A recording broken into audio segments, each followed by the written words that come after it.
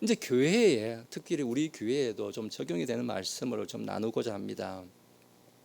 우리는 이 예루살렘 교회 같은 교회, 초대교회 하면은 많은 사람들이, 아마 대부분의 사람들이 초대교회를 닮자, 초대교회로 돌아가자, 너무 동경하는 모습의 교회이고, 예루살렘 교회 하면 이보다 좋은 교회가 세상에 어디 있을까라고 생각할지 모르겠습니다. 저도 많은 부분 예루살렘 교회를 닮기를 원하고 좋은 교회라고 생각합니다.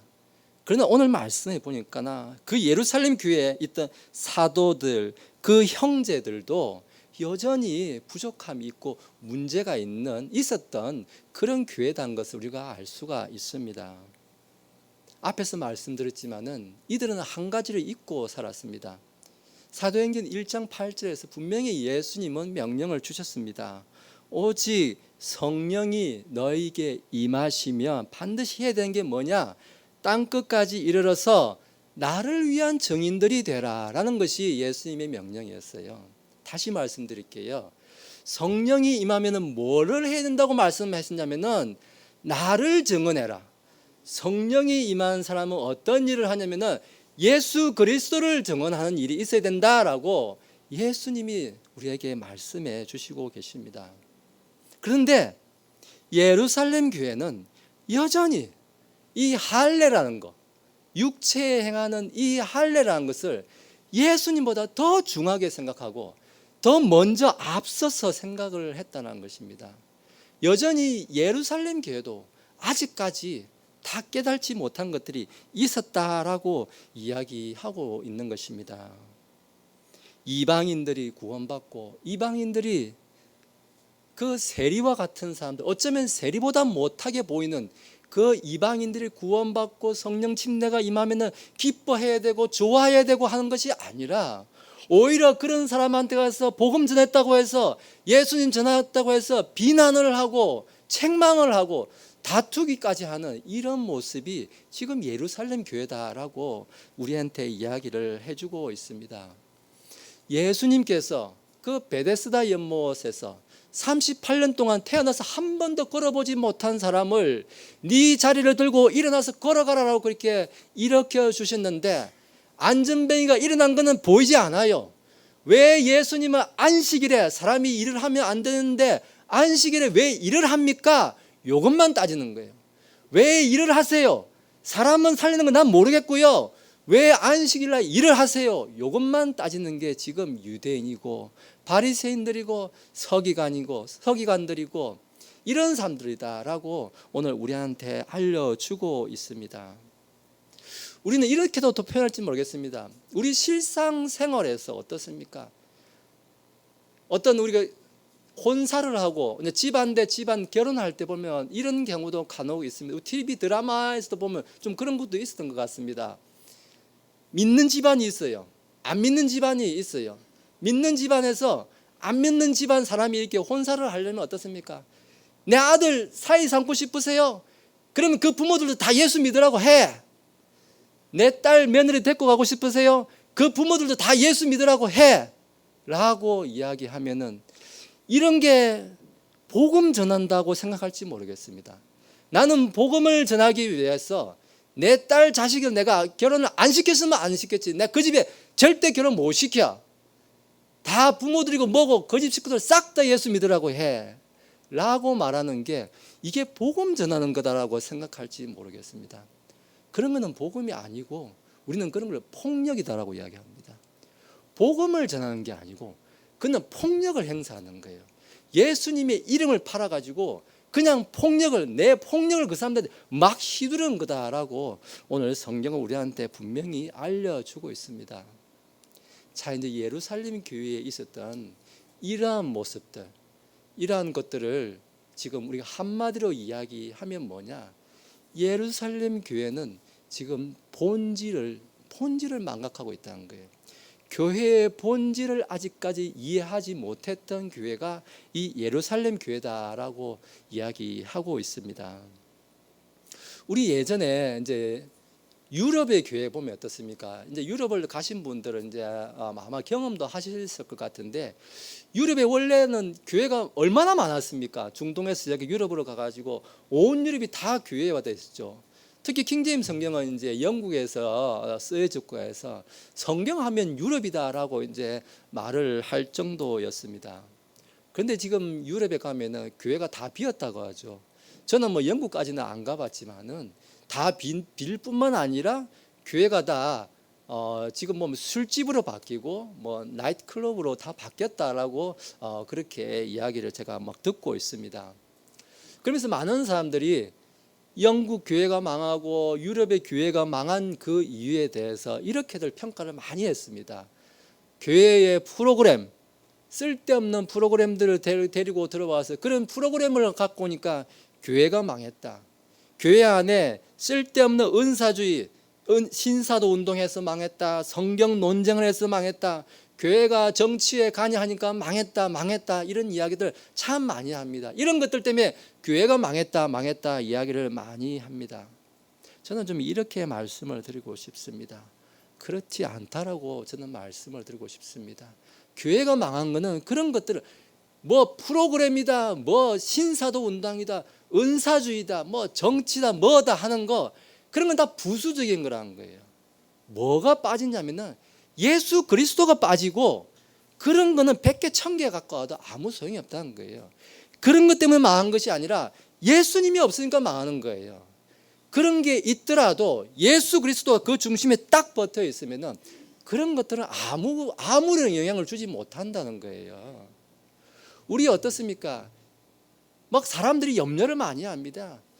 뭐 신학이 어떻고 뭐가 어떻고 성경이 어떻고 저쩌고 정치가 어떻고 막 이게 맞다 네가 맞다 뭐 이렇게 논쟁을 많이 하는 것들을 우리가 최근까지도 많이 봐왔습니다. 그런데 그런 것들의 역사를 우리가 되돌이켜 보면요, 지금부터 100년, 200년, 1000년, 2000년 전, 심지어 초대교회 이 사도 요한이 살았을 때 그때부터도 이미 이단들은 다 나와 있었고 성경 논쟁부터 시작했고 이단들 사이비 영지주의 이미 다 옛날부터 다 있던 얘기예요. 뭐 새롭게 놓은 것도 없어요. 솔로몬의 말처럼 과거에 있었던 것이 지금 또 있고 이게 나중에 또 있고 또 있고 계속 반복되어 왔던 거예요. 마치 사람들은 그런 걸 새로운 것이냐, 이게 문제입니다, 저게 문제입니다. 아니요, 그런 것들은 그냥 바람처럼 왔다가 사라지고 강물처럼 흘러왔다가 또 흘러가고 흘러왔다가 흘러가는 거, 그런 거 마치 유행처럼 바뀌고 바뀌는 거예요. 지금 우리가 알고 있는 신학들 17세기, 18세기, 19세기 건너뛰면서 있었다가 없었다가 있었다가 없었다가 이 지역에 있던 것들이 이 지역 옮겨가고 바뀌고 해서 지금 우리가 이거 뒤늦게, 저 사람들은 옛날부터 다 경험했던 거를 수백 년 전에 경험했던 걸 이제야 와가지고 뭘 처음 보고 좀 난리를 치고 있는 거예요. 아니요, 저 미국 사람들은 몇백 년 전에 다 경험했던 거예요. 우리는 이게 처음 보는 거일 뿐인 거예요. 지금 마치 조선시대 사람들이 거울 처음 보고 놀란 것 같아요. 지금 몇백 년 전에 있던 걸 보고도 우리는 그런 것들에 흔들리면 안 되는 거예요. 우리 중심에 예수 그리스도가 있으면 그런 것들은 아무 상관없는 거예요. 그런 것들은 잠시 있다가 사라지는 그림자 같은 것이다 라고 우리한테 이야기해 주고 있는 것입니다. 제가 분명히 한 가지만 이렇게 확신 있게 말씀을 드릴게요. 여기 몸에 아마 여기 계신 분들 털이 없는 분은 없을 거예요. 여기 잘 안 보여서 그렇지 여기 미세하게 잔털이 다 많습니다.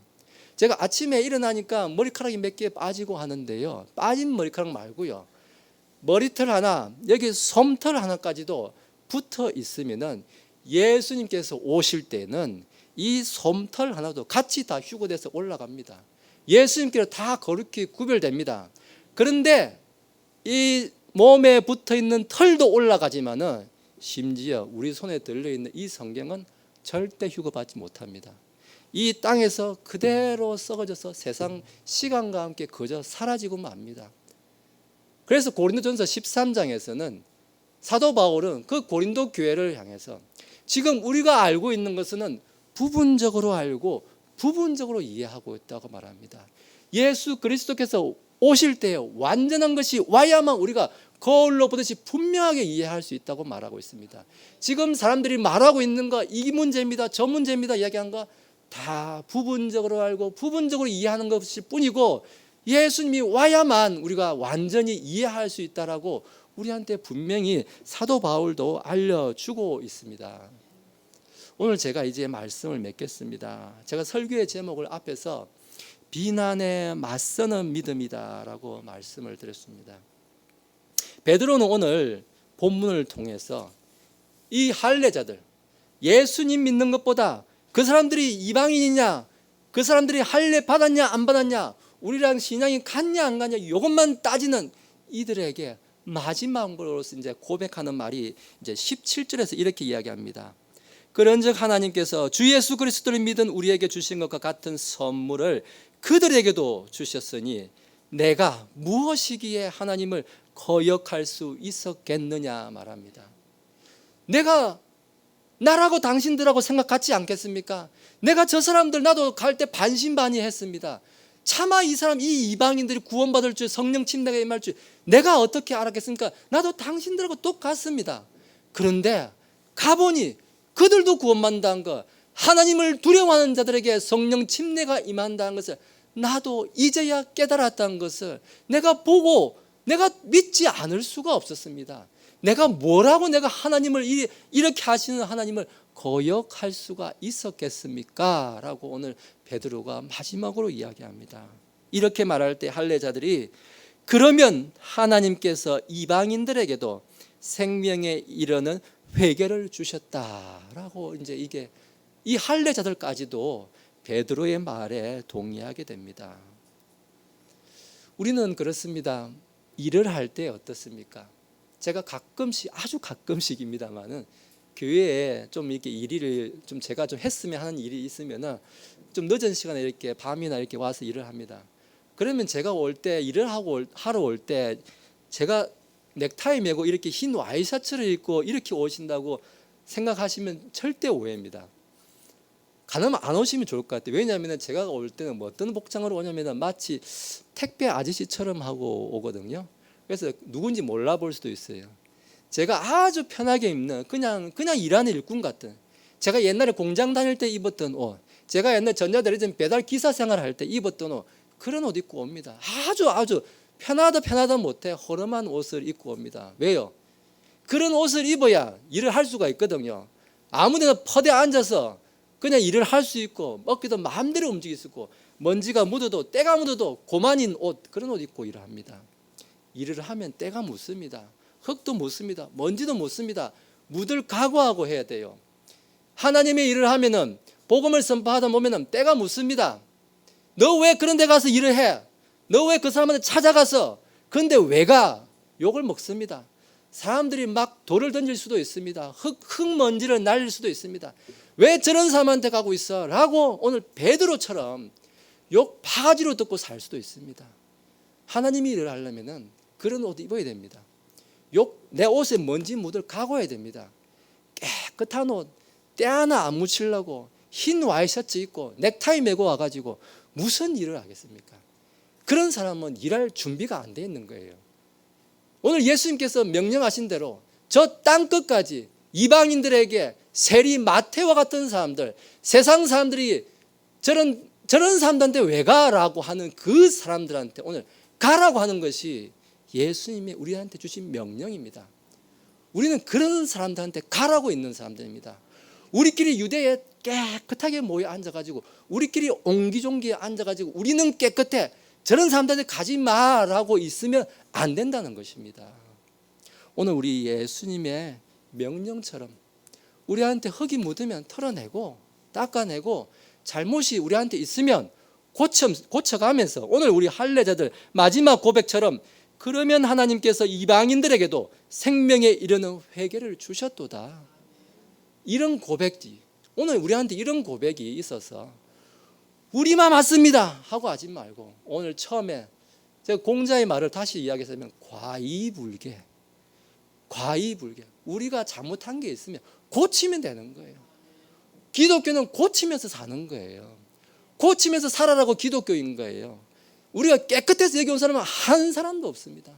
그중에 제가 제일 많이 아까 고등학교 1학년 때 이야기했지 않습니까? 제가 제일 부끄러운 게 많은 사람이에요.